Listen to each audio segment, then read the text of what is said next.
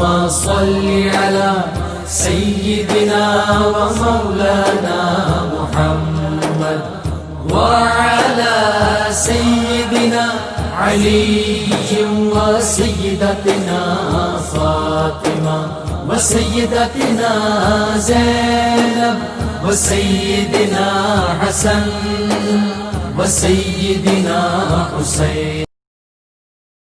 اعوذ باللہ من الشیطان الرجیم. بسم اللہ الرحمن الرحیم. الحمد للہ رب العالمین والصلاة والسلام علی اشرف الانبیاء والمرسلین واہل بیتہ الطیبین الطاہرین المعصومین. اما بعد. سورہ مبارکہ رعد آیت نمبر 18 سے آیت نمبر 26، 18 سے 26 تک. پروردگار عالم ارشاد فرماتا ہے للذین استجابوا لربہم الحسنی، جنہوں نے اپنے رب کی پکار پر لبیک کہا ان کا نتیجہ بہت اچھا ہے.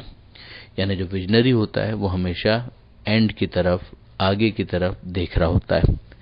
پروردگار عالم ان لوگوں کی تعریف کر رہا ہے کہ جو اللہ کی پکار پر لبیک کہتے ہیں. ہم پیچھے یہ پڑھ چکے کہ لہو دعوت الحق، کہ برحق جو پکارنا ہے، برحق جو دعوت ہے وہ اللہ ہی کی طرف سے ہے. تو اب اللہ کی پکار جو ہے اس کو پازیٹیولی رسپونڈ کرنے والے بھی ہوں گے اور اس کی اس دعوت اور اس پکار کو نظر انداز کرنے والے بھی ہوں گے. وہ ایک کمپیریزن ہے جو یہاں پر دیا جا رہا ہے کہ جنہوں نے خدا کی اس پکار کو سنا اور اس پر لبیک کہی ان کا نتیجہ، ان کا انجام بہت اچھا ہے. والذین لم یستجیبوا لہ، اور وہ کہ جنہوں نے اللہ کی دعوت پر لبیک نہیں کہا، نہیں پکارا، نہیں جواب دیا اسے پازیٹیولی.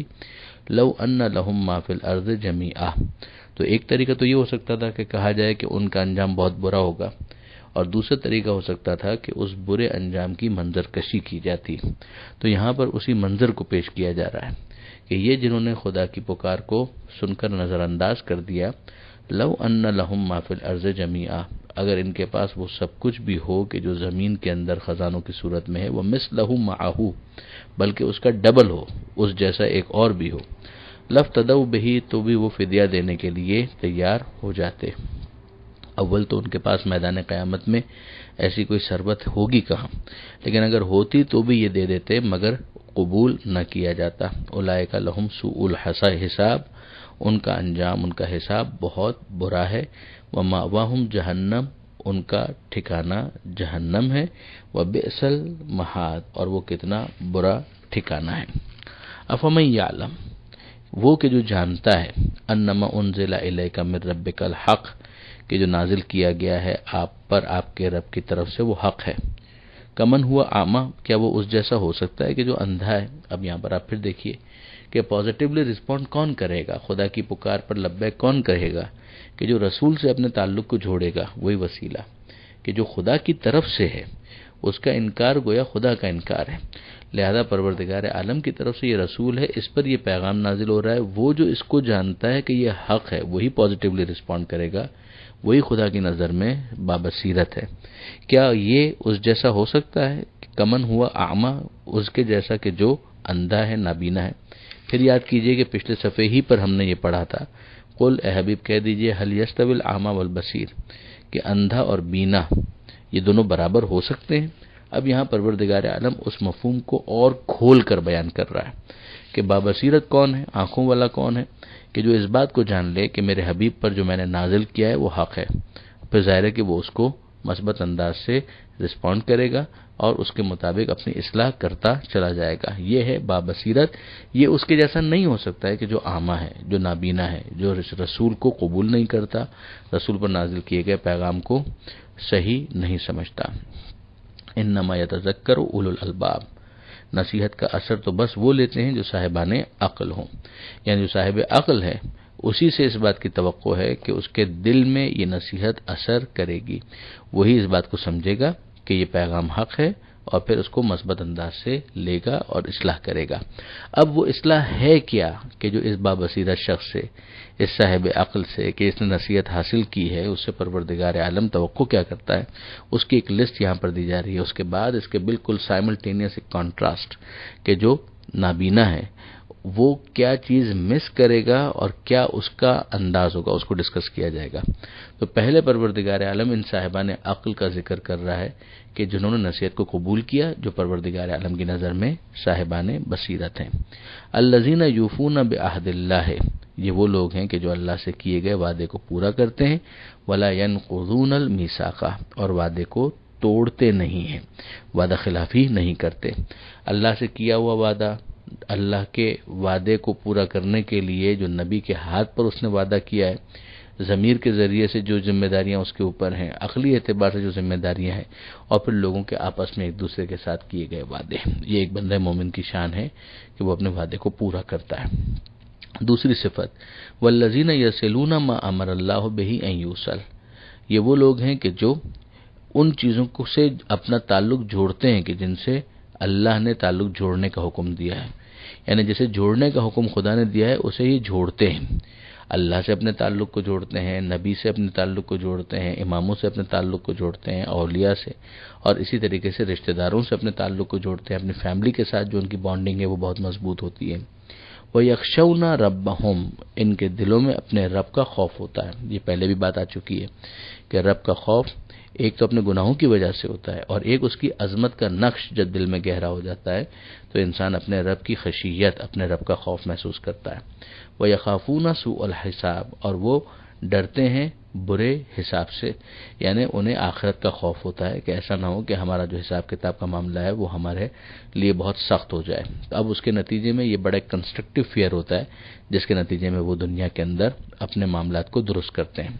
والذین صبروا ابتغاء وجہ ربہم، اپنے رب کی خوشنودی کو حاصل کرنے کے لیے یہ لوگ صبر کرتے ہیں، یعنی ایسا نہیں ہوگا کہ جب یہ لوگ نیک راہ کے اوپر آگے بڑھیں گے، سیدھے راستے پر آگے بڑھیں گے تو سارا میٹھا میٹھا ہوگا، ان کو ویٹ کرنا پڑے گا، اس کے لیے آخرت کا انتظار کرنا پڑے گا، دنیا میں بھی جو برکتیں حاصل ہوں گی اس کا نتیجہ دیکھنے کے لیے انہیں تھوڑا سا انتظار کرنا پڑے گا۔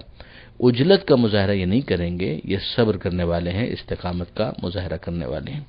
وَأَقَامُوا الصَّلَاةَ، یہ نماز کو قائم کرنے والے ہیں، نماز پڑھنے والے ہیں، نماز کو قائم کرنے والے ہیں، اپنے گھر کو بھی ماحول، گھر کا ماحول بھی نماز کا بناتے ہیں، اپنے محلے کا ماحول نماز کا بناتے ہیں، جہاں جہاں ان کا اختیار ہو اپنے آفیسز کے اندر نماز کے لیے جگہ رکھتے ہیں، نماز کا ایک اہتمام کرتے ہیں۔ وَأَنفَقُوا مِمَّا رَزَقْنَاهُمْ سِرًّا وَعَلَانِيَّةً، اور جو ہم نے ان کو رزق دیا ہے اس میں سے یہ خرچ کرتے ہیں چھپا کر بھی اور اعلان کر کے بھی، یعنی جہاں پر مصلحت ہو کہ دوسروں کو شوق دلانا ہے تو اعلانیہ بھی انفاق کرنا، جبکہ وہ قربتاً اللہ ہو، مقصد خلوص کے ساتھ پروردگار کی رضا ہو تو بہت اچھی بات ہے، اس اعلان کے اندر بھی کوئی خرابی نہیں ہے، اور سرن تو ہے ہی کہ جہاں پر کوئی دیکھنے والا نہ ہو اور صرف پروردگار عالم ہی کی خاطر وہ اس کام کو انجام دے رہا ہو، تو یہ دونوں کام ہوں گے قربتاً اللہ، مگر مصلحت کے اعتبار سے کہیں چھپا کر اور کہیں اعلان کر کے ہوگا، اور یہ خناس ان کے دل میں نہیں آتا کہ یہ رزق ہم نے کمایا ہے، بلکہ وہ اس رزق کے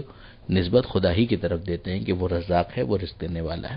وَيَدْرَؤُونَ بِالْحَسَنَةِ السَّيِّئَةِ، اور یہ وہ لوگ ہیں کہ جو اچھائی کے ذریعے سے برائی کو دور کرتے ہیں۔ ایسا نہیں ہوتا کہ بس پہلے مرحلے میں انہوں نے تلواریں نکالی، خنجر نکالے اور آنکھ نکال دو اور کان نکال دو اور گلا کاٹ دو، یہ انداز اسلام کا نہیں ہے۔ اسلام یہ کہتا ہے کہ جہاں انسان کے لیے دفاع ضروری ہو جائے وہاں اس موقع پر وہ اپنے دفاع کے لیے تلوار بھی اٹھا سکتا ہے، مگر اس کا بھی موقع اور محل ہے، ورنہ ابتدا میں تو یہی ہے کہ انسان حتی الامکان کوشش کرے کہ اچھائی کے ذریعے سے، اچھے رویے کے ذریعے سے، نیکی کے ذریعے سے برائی کو دور کرے۔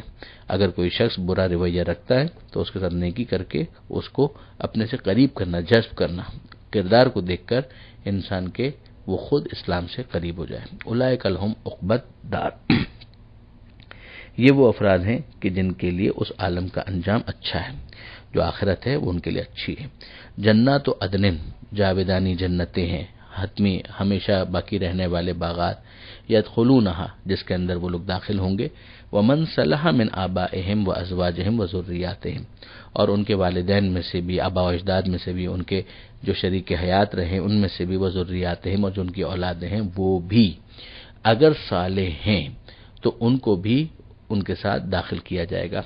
یعنی ایک تو یہ تھا کہ بھائی اگر فرق تفاوت کی وجہ سے جنت کے اندر الگ الگ مقام پر ہوتے، لیکن نہیں، پروردگار عالم اس کے اندر یہ رعایت بھی کرے گا کہ ان کو ایک ساتھ، یعنی یہ آیت کا جو مزاج ہے وہ سمجھ میں آ رہا ہے کہ پروردگار عالم ایک کمپنسیشن ان کو دے دے گا، جہاں پر کمی ہوگی تو ایک دوسرے کی وجہ سے پروردگار عالم ان کو اس طرح سے کمپنسیٹ کرے گا کہ مراتب کے فرق کے باوجود ان کو ایک ساتھ رکھا جائے گا اور جنت کے اندر ان کو جگہ دی جائے گی۔ یہ آیت کے لحن سے، یہ آیت کے الفاظ سے بات محسوس ہوتی ہے۔ والملائکہ یدخلون علیہم من کل باب، اور ملائکہ ان کے پاس داخل ہوں گے ہر دروازے سے، یہ ایک طرح سے پروٹوکول ہے، اور کیا کہیں گے؟ سلام علیکم، تم پر سلامتی ہو، بما صبرتم، تمہارے صبر کی وجہ سے، ونعم عقبی الدار، تو کتنا اچھا ہے تمہارا یہ آخرت کا گھر۔ آپ پھر دیکھ لیجئے یہاں پر ملائکہ ایک مرتبہ پھر جو سلام کر رہے ہیں سلام علیکم ہے، اس کے بعد کتنی بدقسمتی ہے کہ اس طرح سے سلام کرنے کو اس دنیا کے اندر غلطی سے تعبیر کیا جائے۔ السلام علیکم بھی ٹھیک ہے اور سلام علیکم بھی ٹھیک ہے، دونوں انداز اختیار کیے جا سکتے ہیں اور اس میں کسی قسم کا کوئی پرابلم نہیں ہے، ضد بے جا ہے۔ اب اس کے بعد پروردگار عالم ان لوگوں کی صفات بیان کرنے کے بعد کہ جن کو خدا بابصیرت سمجھتا ہے، صاحبان عقل سمجھتا ہے، جنہوں نے نصیحت لی ہے ایسے افراد سمجھتا ہے، ان کی صفات بیان کرنے کے بعد گویا ایک کانٹراسٹ ہمارے سامنے رکھ رہا ہے سائملٹینیس کہ جو اعمیٰ ہیں، جو بے بصیرت ہیں، جو نابینا ہیں، جو نصیحت نہیں لیتے، جو صاحبان عقل نہیں ہیں، ان کی صفات کیا ہیں؟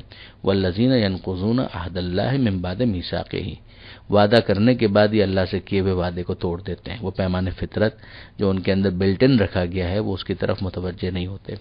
وَيَقْطَعُونَ مَا أَمَرَ اللَّهُ بِهِ أَن يُوصَلَ، جس کو جوڑنے کا خدا نے حکم دیا ہے اس کو یہ توڑ دیتے ہیں، اپنے رشتہ داروں کے ساتھ بھی قطع تعلق کر لیتے ہیں، اسی طریقے سے خدا سے قطع تعلق کر لیتے ہیں، نبی سے قطع تعلق کر لیتے ہیں، امام سے قطع تعلق کر لیتے ہیں۔ وَيُفْسِدُونَ فِي الْأَرْضِ، اور زمین میں خرابیاں برپا کرتے ہیں، زمین کے اندر فساد برپا کرتے ہیں۔ ہونا کیا چاہیے تھا کہ وہ اصلاح کی کوشش کرتے کیا ہیں؟